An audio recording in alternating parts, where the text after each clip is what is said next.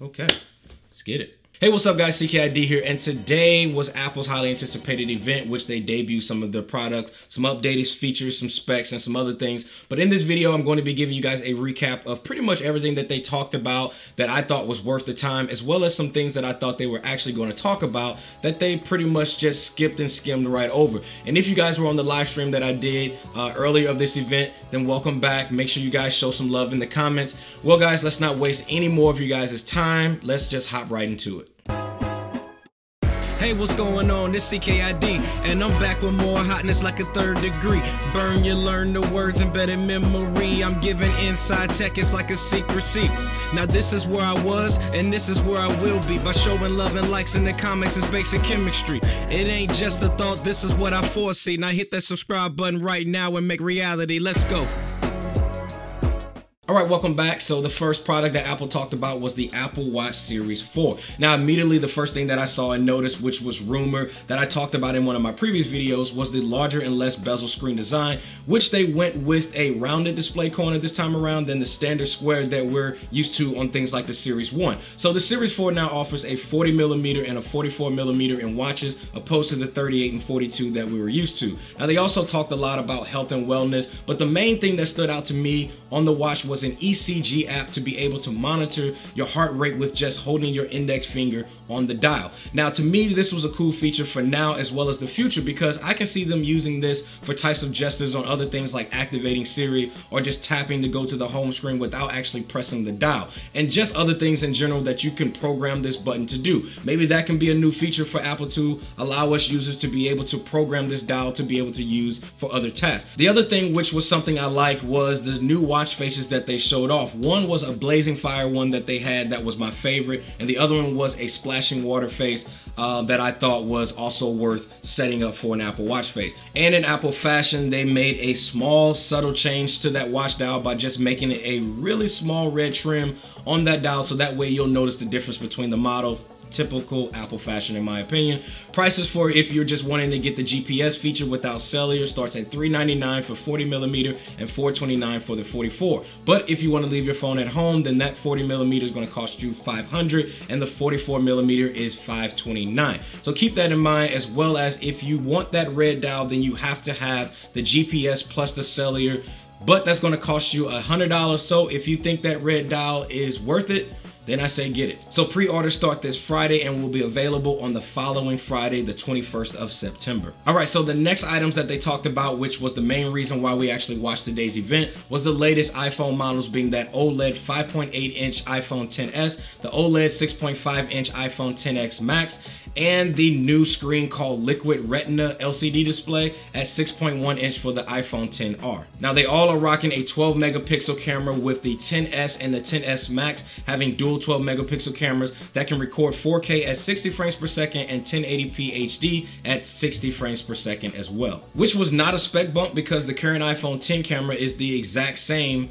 as the new models that was released. But anyways, the front and rear cameras include a new feature that they talked about called depth control. Basically what this feature will do is allow you guys to manually control the bokeh, or that blurry background effect on your photos, after you take that photo. So you're going to be able to adjust the amount of blurriness that you want in the background of your photos manually. Now, they all are equipped with Apple's new A12 Bionic chip, which supposedly will be faster and consume less power than the current A11 processing chip, meaning that battery life on these devices also saw a little bit of a bump in performance, with the XS Max and the XR receiving an hour-and-a-half increase than the previous model, and the XS seeing just a 30-minute battery increase. Not anything special, because honestly, I really believe that you would have to have these side by side to really notice a huge difference. Now, there was also mentioning of an app called Home Court, which can actually analyze a basketball court and record how many baskets you made versus attempts, and collects that data and analyze your shooting patterns, so that way you can make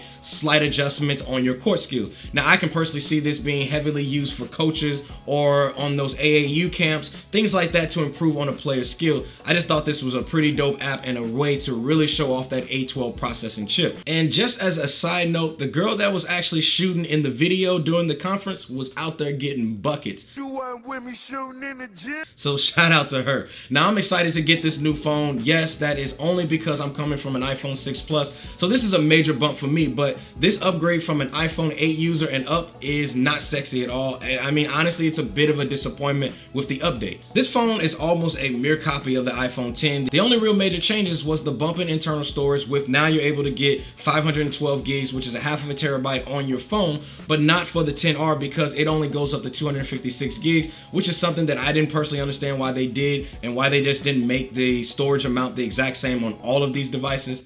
But again, classic Apple move. Now the prices for the phones, I will go ahead and pop up here on the screen for you guys. The XS starting at $1,000 to $1,350. The XS Max starts at $1,100 to $1,450, and the XR starts at $750 to $900. Now that XR does come in 6 different colors, which really reminded me of the 5C back in the day. So when I actually saw this phone when they debuted it, I honestly saw a rebranded 5C with a larger display. Just being honest. Now I was extremely disappointed that Apple didn't mention anything about the Apple AirPower, which was a wireless charging pad that Apple debuted last year and promised that to us this year. So I'm thinking, guys, we can probably just forget about that one because by them not even mentioning it this time around, just must mean that project is dead.